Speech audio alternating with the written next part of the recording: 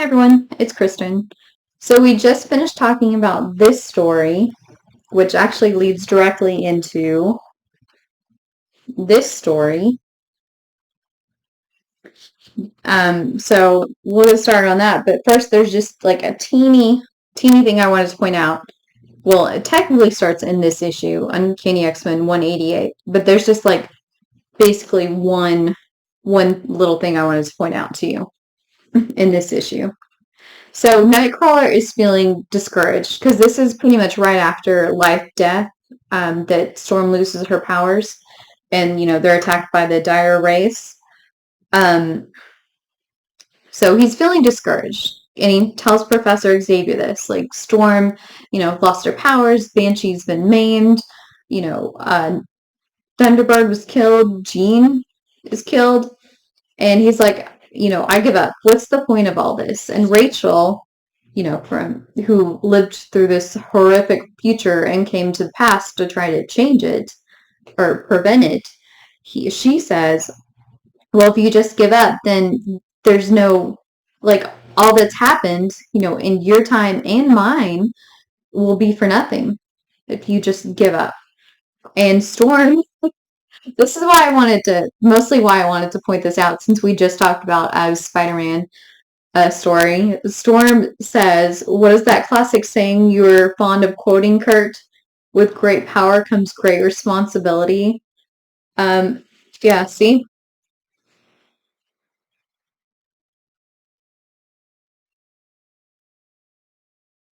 I mean, don't you love it that Storm, X-Men quoted Spider-Man's, motto? I just thought that was a fun thing that they mentioned. Uh, so, like I said, the reason why it starts in this issue is because we see the necklace with the amulet being discovered by a dock worker. I believe he's a dock worker, fisherman or a dock worker, or maybe a little bit of both. He discovers the necklace in a fish because remember, Peter threw it into the water. And his name is Jamie Rodriguez. And that's where this issue ends. So we'll go into the next issue.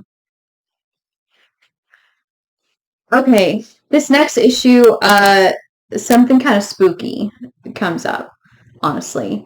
And I had totally forgotten about it, even though, well, it's been like a couple months at least since I've read this and this issue or this story, and I totally forgot about it until I read this again, and it's kind of spooky, a little bit disturbing. Yeah, so Amara, who is a Roman princess from the past, 2,000 years, give or take, in the past. Well, this is 1985. Remember, the Spider-Man was a reprint in 1988, but it was really in 1978. So this was, like 7 years later that this story appears. So they're just, so Amara, a Roman princess from the past, from Nova Roma, and Rachel, daughter of Cyclops and Jean Grey, from Days of Our Future Past storyline. So from a girl from the future, they're enjoying New York. And she says, New York, New York, the most wonderful town. Which, okay, I know I'm going to go off on a tangent before we get super serious, but that makes me think of On the Town with Gene Kelly, Frank Sinatra.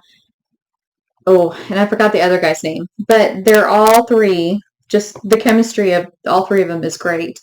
And they're also in Take Me Out to the Ball Game. Those are two of my favorite movie musicals because I love movie musicals. I mean, a lot of people don't, but I do. So anyway, there's a song in there that they sing right when they get off their ship. They sing New York, New York. I cannot sing, so I'm not going to attempt to sing. So they sing New York, New York. It's a wonderful town. The Bronx is up, the battery's down, people ride in a hole in the ground. New York, New York. It's a wonderful town. So that's what it, kind of made me think of, reminded me of. Okay. So here's where we get serious. So we see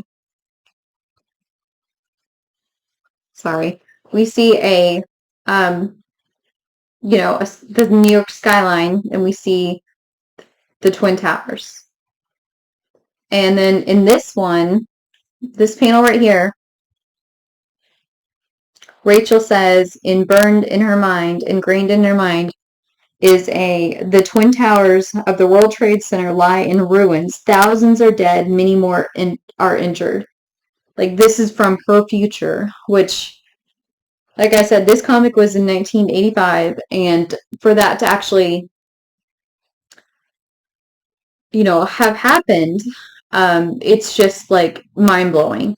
Obviously, I like, like I talked about Doctor Strange and the nuclear holocaust that happened in the one issue, and then to have Chernobyl basically just happen. It's just kind of eerie. That's what I'm saying, is it's eerie that was mentioned just, in a story where her future is completely in ruins, for that to happen in real life. That just struck me. Like, I just reread that and thought, holy cow. Because of course, I still remember what I was doing that day. My dad was taking us to school, and we heard on the radio that that's what happened. That was in the process of happening, because he always listens to the radio. And so it's chilling to think about. And we were pretty much almost all the way to school already, and we didn't even have class that day. We just basically sat and we watched the news, like, all day. So it was just crazy. I mean, that sort of thing actually happened. So anyway, sorry.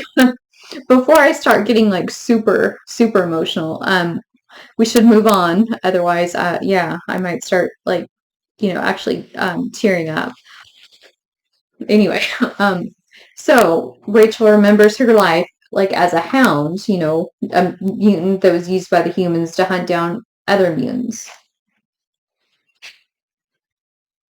And, it makes her upset and cry, and Amara doesn't know why. And Storm is on this cruise ship, it looks like, or ocean liner, and she's headed back to Africa. She's decided to quit the X-Men because, she no longer has her powers, so she feels like she can't really add anything of value to the X-Men anymore.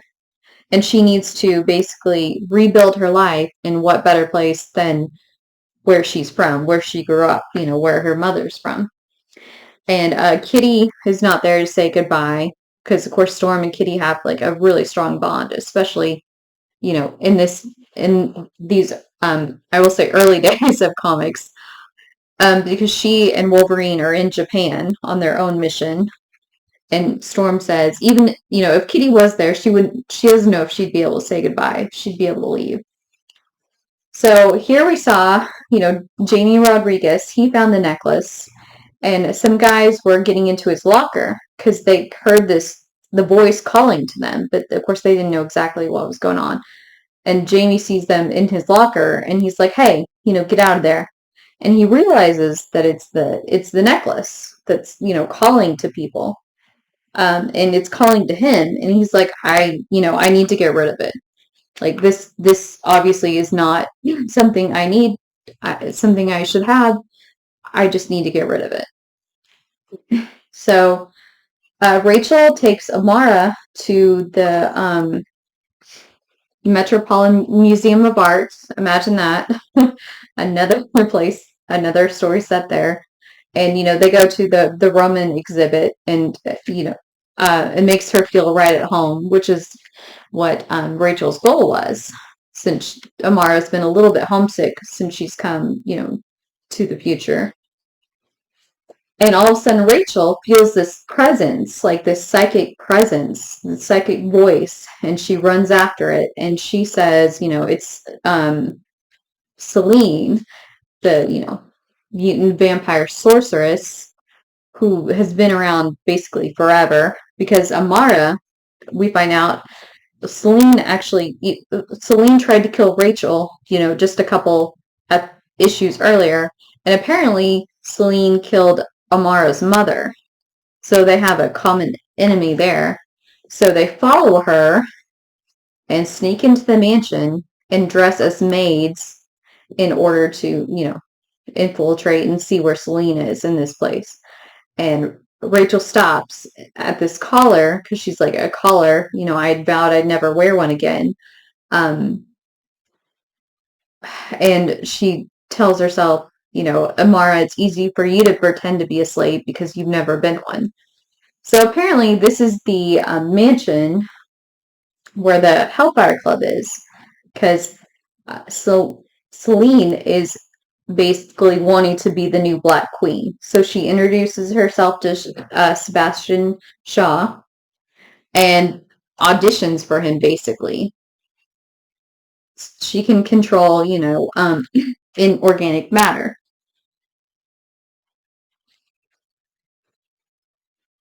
So, and how his powers work is the harder you hit him or the more you hit him, the stronger he becomes.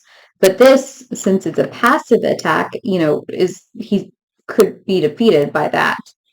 So, basically, and she takes a seat on his throne, and he's like, wow, okay. I mean, she almost beat me. Like, how did she know my weakness? And Selene says, oh, I'll be right back because it's so rude of someone to visit someone else's home without bringing a gift.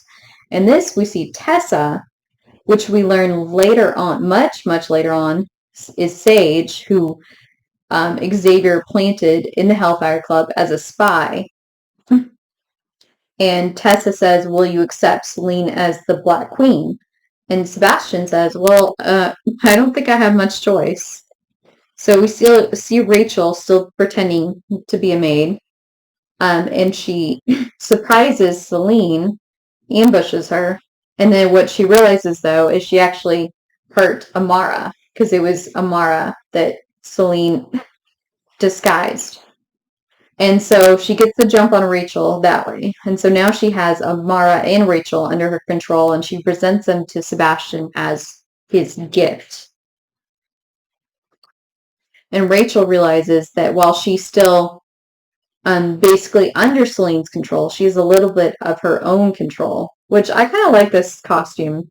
It's kind of cool. It's kind of different. I mean, and I think it's, the mask that makes it different than a lot of other costumes, because that kind of, looks very similar to a lot of other ones. But she realizes she has some semblance of, the control.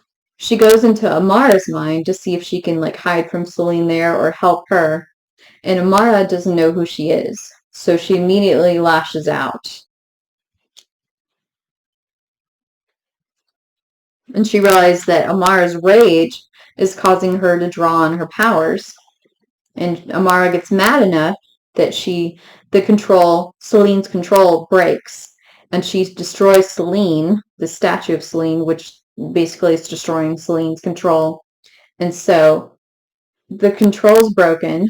So basically Rachel and Amara are free. But, Selene uses her powers to grab them. But the X-Men come to the rescue. And Selene basically has disappeared. And Amara wants to go after her and kill her. And Xavier says, my students don't kill.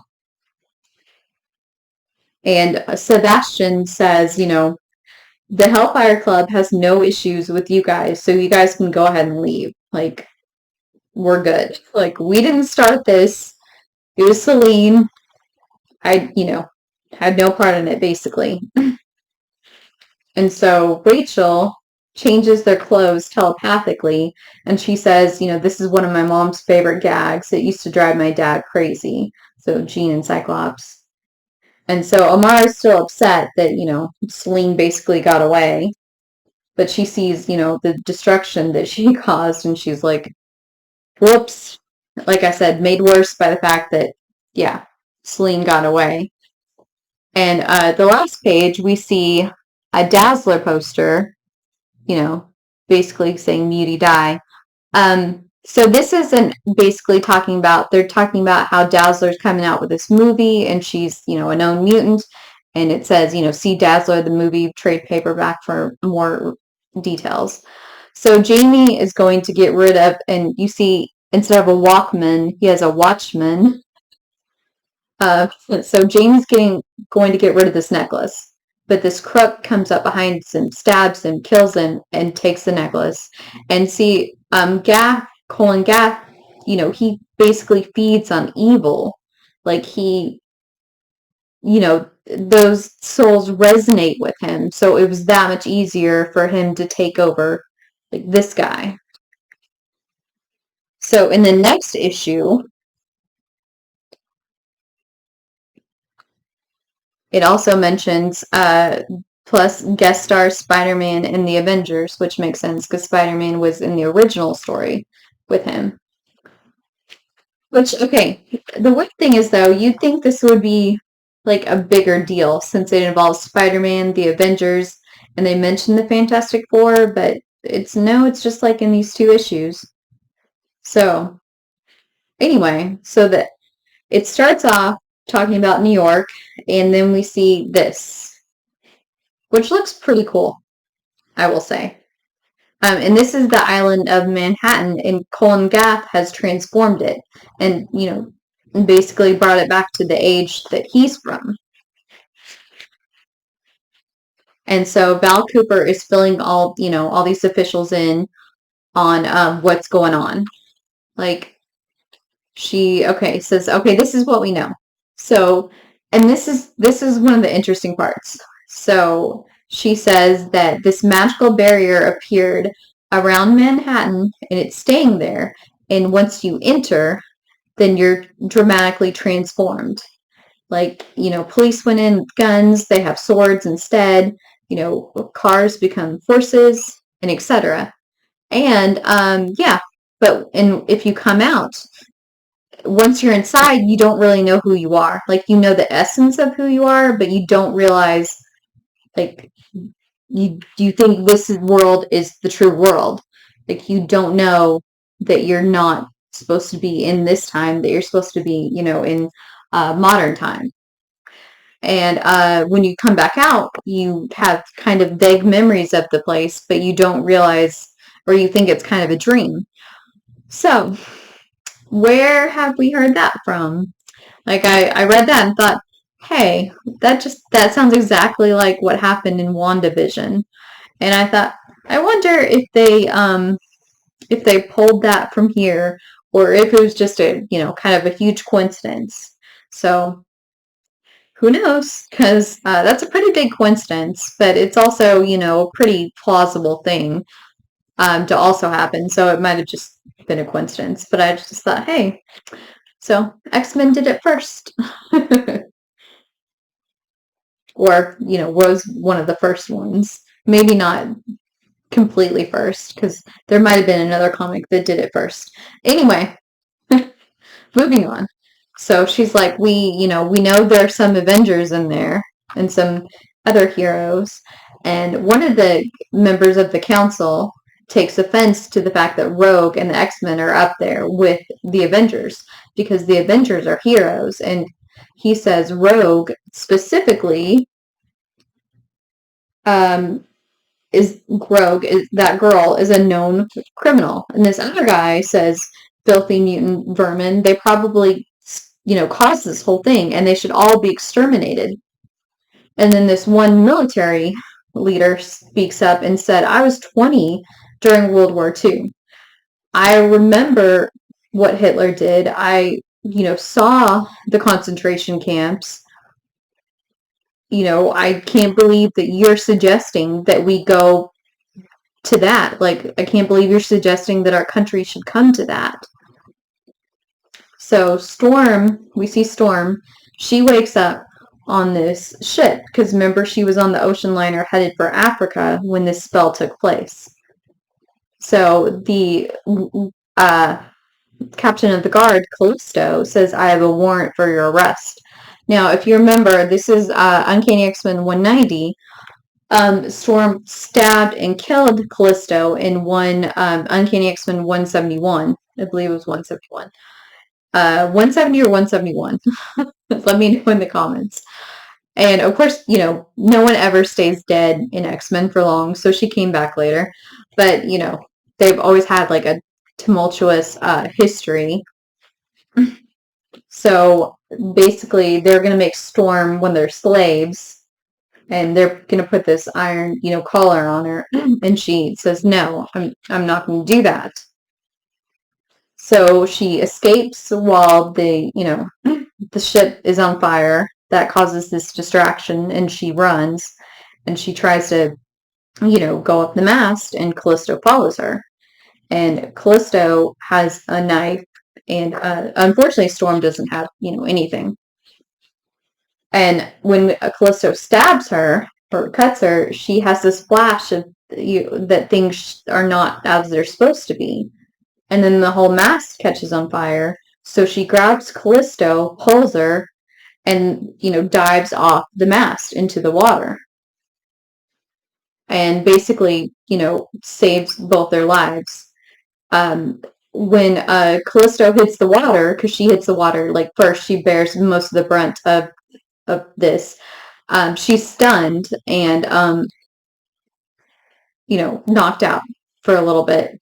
And what happened is they go through the barrier and they're transformed back.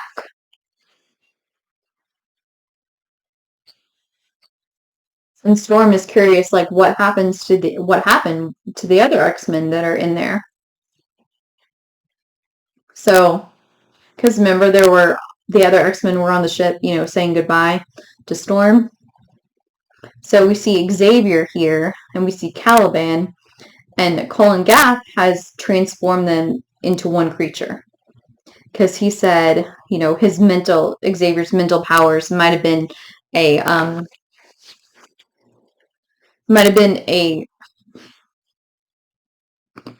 what's it called? A match for him. If it wasn't for like him being the master and creator of this world. And he merged them together because apparently Caliban is really good at finding mutants, sensing other mutants, and Xavier, of course, can find them telepathically. And for Gath, it's easy for him to manipulate mutants and turn them into his slaves. And we see Doctor Strange, he has been turned to where he has no mouth and no fingers, so he can't say words, spells, or make this, symbols to enact spells. So I think since it's already like past 20 minutes, we'll end it there. And we'll pick up in the next one. And I don't think this will be like a 3 or 4 part series. I think it'll just be a 2-part series. Because really it moves along pretty quick. So I hope you will join me for part 2 of this video. Because really it does get good. I mean, this is a fun story. Like I said, I'm not sure why they limited it just to 2 issues in X-Men, because they could have, especially since it involved, all the other heroes, or a lot of other heroes. I mean, Doctor Strange, the Avengers, Spider-Man. I feel like they could have made it, broader to where it crossed over into Doctor Strange and the Avengers and Spider-Man and etc. Like a huge crossover company, crossover event. But maybe they just didn't feel like doing that at the time. Maybe, because I don't think that happened a whole lot at the time. Not like in the 90s, Onslaught, Heroes Were Born, all that stuff. So anyway, before I ramble on too much, I hope you join me for part 2. Until next time, bye.